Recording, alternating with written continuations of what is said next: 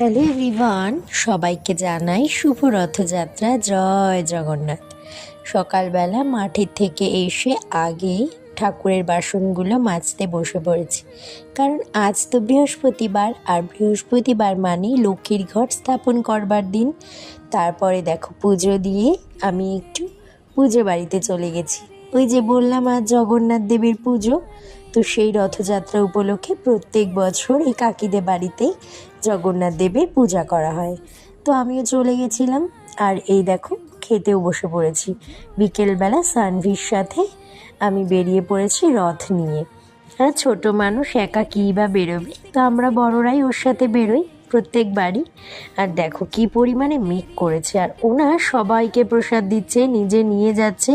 মানে রথটা কতটাও বোঝে জানি না, কিন্তু খুব এনজয় করে। সো চলো, ফুল ব্লগ আসছে, দেখতে থাকো। টাটা।